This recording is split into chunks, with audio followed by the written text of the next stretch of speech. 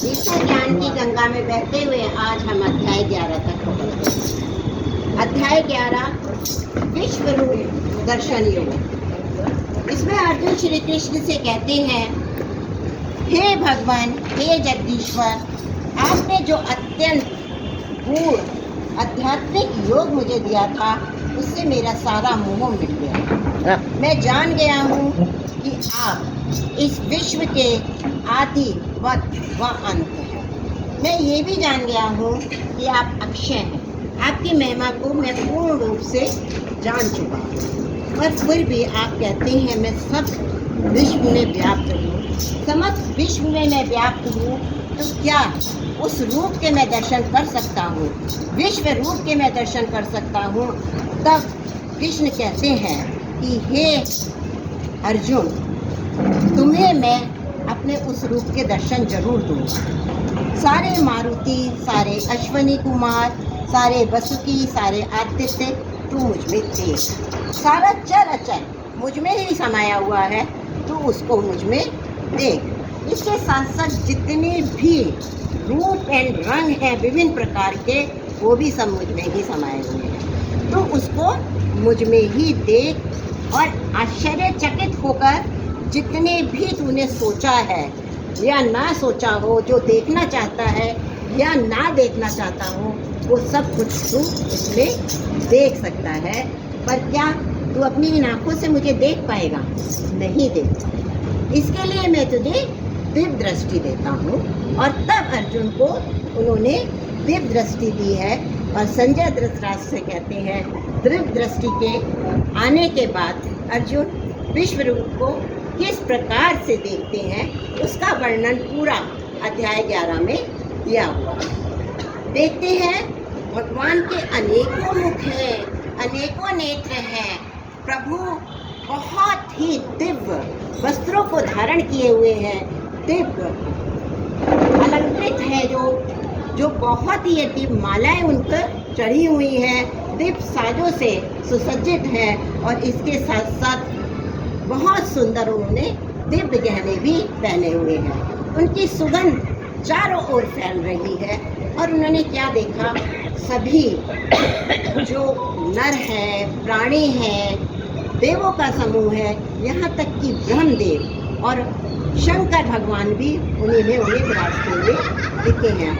उनका तेज में स्वरूप इतना तेज में है, इतना तेज में है कि सैकड़ों और हजारों सूर्य भी अगर आकाश में एक साथ उदय हो जाए तो उनके तेज के सामने वो फीके पड़ जाते हैं। इतना तेज में उन्होंने स्वरूप देखा है। उन्होंने देखा ऋषि और मुनि सारे उनके समक्ष चलते चले जा रहे हैं, उनके समक्ष चलते चले जा रहे हैं।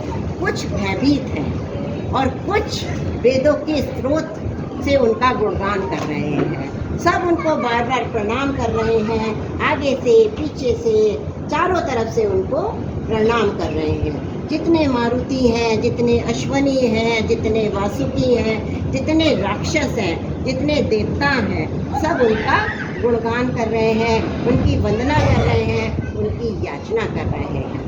और अर्जुन इन सबको देखकर भयभीत हो जाता है। देखता है प्रभु के पता नहीं कितने मुख हैं, हजारों हजारों मुख हैं। उनके नेत्र सूर्य और चंद्रमा हैं, उनकी 1000 भुजाएं हैं, उनका उदर है 1000, उनकी जांघाएं, उनके पैर, जिनका विस्तार पता ही नहीं है। उनका मुख खुला हुआ है और उस खुले हुए मुंह में नर इस तरीके से प्रवेश कर रहे हैं जैसे कि सागर में सरिता प्रवेश कर रही है।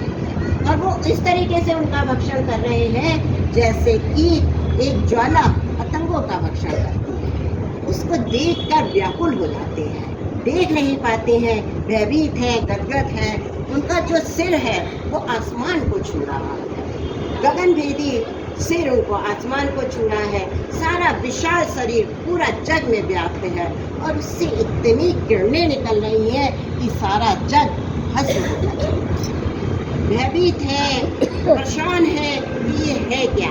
देख रहे हैं मुंह में धृतराष्ट्र के सारे पुत्र, उनके साथ जो योद्धा खड़े हुए हैं लड़ने के लिए, वो भीष्म, द्रोणाचार्य, कर्ण, जयद्रथ आदि उनके मुंह में चलते चले जा रहे हैं। कुछ उनके दांत में अटके हुए हैं और कुछ को उन्होंने दांत से पीस कर उनके को चूरित कर दिया।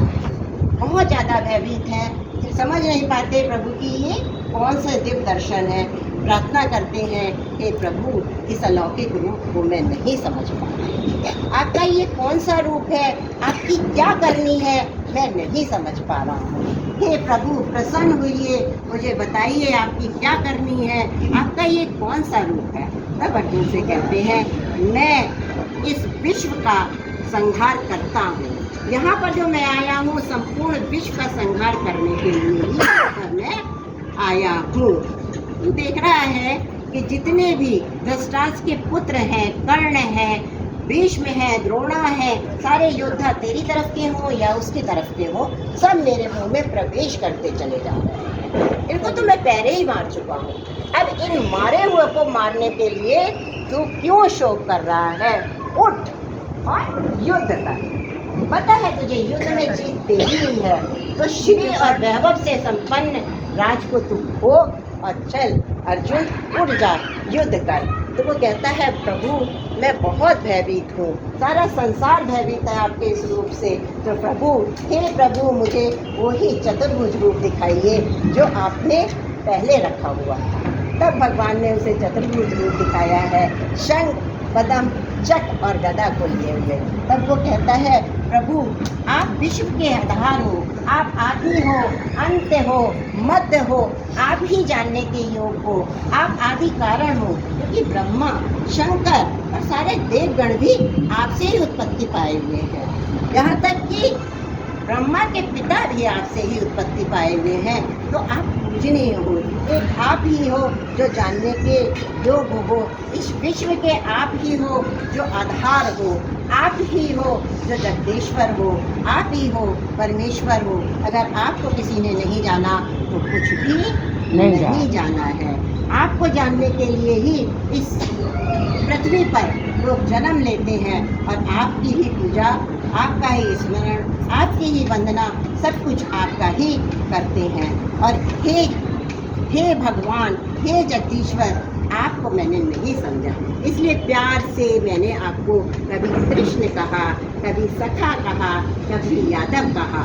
और इस कारण उठते बैठते चलते सोते खाते मैंने ना जाने कितनी त्रुटियाँ की हैं। तो उन सब गलतियों की हे प्रभु क्षमा करिए। प्रभु मैंने बहुत कुछ आपसे ऐसा कहा होगा जो कहने योग्य नहीं है। तो जिस तरीके से एक पिता पुत्र की, एक प्रिया की और एक मित्र की गलती माफ करता है, उसी तरीके से आप भी मेरी सभी गलतियों को माफ़ कीजिए और प्रभु प्रसन्न हो जाइए और मुझे वही अपना रूप दिखाइए। प्रभु प्रसन्न हो गए हैं, अपना वही चतुर्भुज रूप दिखाया है और इस तरीके से भयभीत अर्जुन को उन्होंने फिर से शांति प्रदान कर दिया। और फिर उन्होंने क्या कहा अर्जुन से, सुनने योग्य बातें हैं कि हे अर्जुन, जो तेरा दिव्य रूप का दर्शन तूने किया है आज तक किसी ने नहीं किया, क्योंकि ये ना तो वेदों के अध्ययन से मैं प्राप्त होता हूँ, ना ही घोर तप से प्राप्त होता हूँ, ना ही पुण्य कर्मों से मैं प्राप्त होता हूँ, ना ही यज्ञ से, ना ही दानों से प्राप्त होता हूँ। केवल एक मैं प्राप्त होता हूँ जो मेरी भक्ति करता है, जो मेरे शरण में आता है, जो सारे कर्म केवल मेरे लिए ही करता है, जो कर्मों को सब कुछ मेरे लिए अर्पित कर देता है। और एक बात उन्होंने इसमें बहुत अच्छी कही है, सबसे आखिरी श्लोक है उसमें ये कहा है, जो मैत्री भाव रखता है, जो किसी से बैर नहीं रखता, किसी की बुराइयां नहीं करता पीठ पीछे, सबसे मैत्री भाव रखता है, मैं उसको प्राप्त हूँ। इसके अलावा मैं